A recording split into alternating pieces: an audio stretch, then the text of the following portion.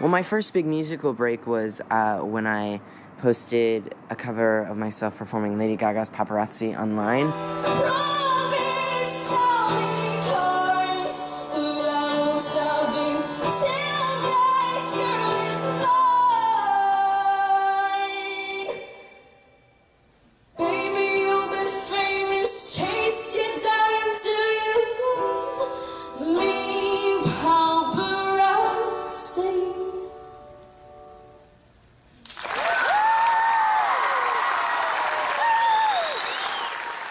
And I think now the video's up to like 50 million views. And so from then, I got a call from Ellen DeGeneres, and she had me on her show, and she looked me in the eye and she said, "Let's start a record label together."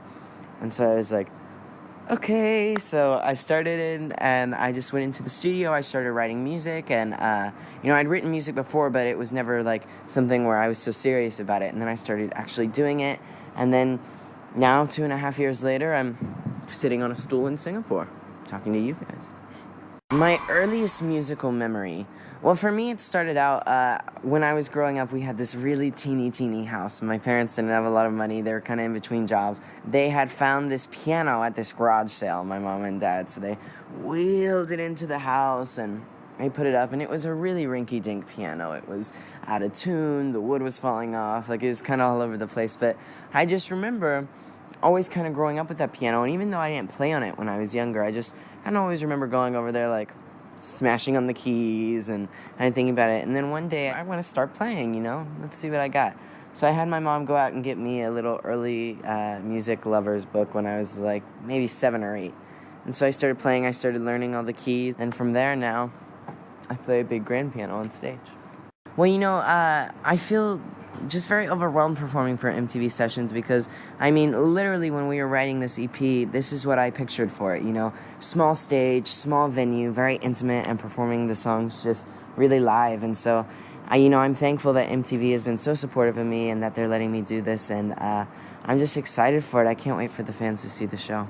It was hard, and it was especially hard. I knew I had to do 2 covers for the track list at MTV Tonight, so I kind of had to think really deep on these covers, and one of the first ones I chose was Crazy by Gnarls Barkley. It's actually my musical director's idea. He said, "Do you like Gnarls Barkley?" And I was like, "Oh my God, I love Gnarls Barkley." He's like, "Let's do Crazy." And I was so into that. And I played on the Whirly too, so I kind of limited down to some of my favorites for the set list tonight. The process on writing Truth Be Told Part 1 was, it was very hard. It was a very difficult process. It wasn't an easy, here's everything. It was me kind of I had to really dig hard on the concepts for this record, and especially for the songs, because I wanted to make it more mature. I wanted to kind of put my own flair on it. So, and especially since I wrote all the songs, I really had to dig deep. And so it was very difficult, and like you said, from going from Hold On Till the Night to this record, it was hard to channel that new genre as well. The genre that I've always wanted, it was hard to channel that, but I think we did a good job with it, and there was long, tired, sleepless nights, and a lot of early mornings, a lot of in the studio but, it came along really well. I'm the most proud of this piece of thing that I've ever been proud of in my music career. I would say I want my fans to know that, even though I'm an artist, even though I perform, I do interviews, I sign, I do all those things, I'm still normal. I still have those nights when I'm like, oh my God, what am I going to do? I need to plan this out. I still have those nights where I'm like, maybe I just want to go home. I'm normal, and I feel all the things that they still feel. And because I think a lot of people think that, I'm indestructible, and that's not true.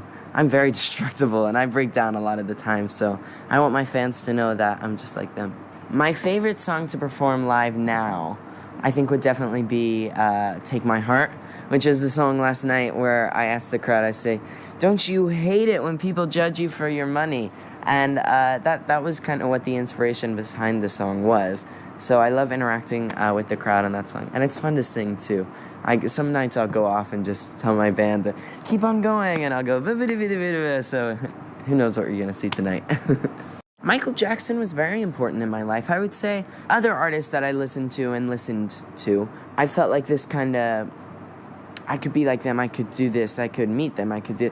Michael Jackson just felt untouchable. He felt so good and so incredible that nobody could ever beat him, that it was kind of like, I'll never be like Michael, but I always wanted to be. And for me, especially as a songwriter, his phrasing and his lyric and his melody is just so inspiring.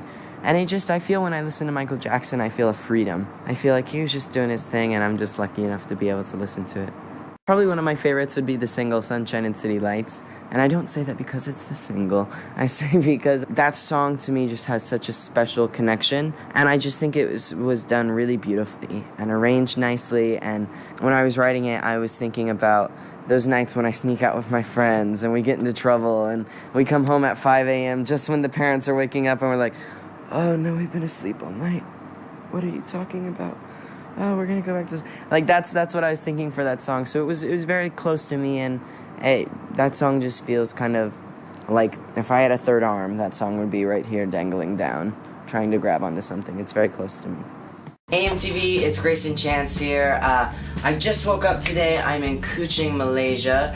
As you can tell, I'm a little bit tired, but I'll get through it. I'm gonna go grab some breakfast, grab a coffee, get caffeinated, and then start my big day of promo. But I thought I would share with you guys what it's like to have a day in the life of Greyson Chance.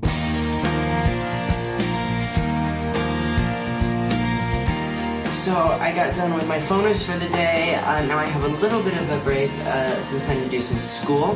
So I'm gonna get on the laptop and do some school, and then after that I need to get ready for my big press conference here in Kuching, and then after that we just have more promo coming.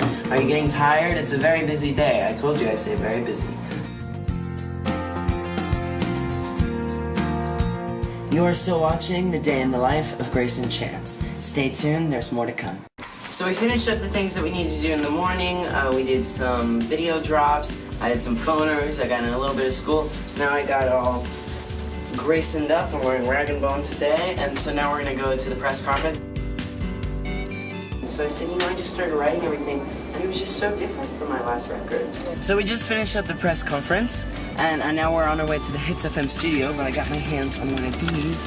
It's my EP and physical, so I thought I would delight the ears in this car and jam it on full blast. Let's see if it works. I hope so.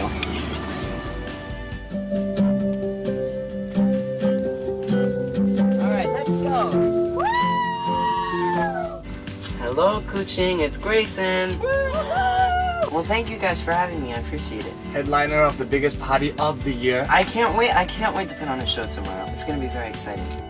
Okay, so we just finished all those radio interviews. Now we had a bite to eat, and now it's the exciting part of the day. We get to go sign for fans, and we get to play the new EP. Can we make sure the EP is really loud, by the way, when we're there? So play it very, very loud and sign for all the fans. It's gonna be really fun at the Spring in Kuching.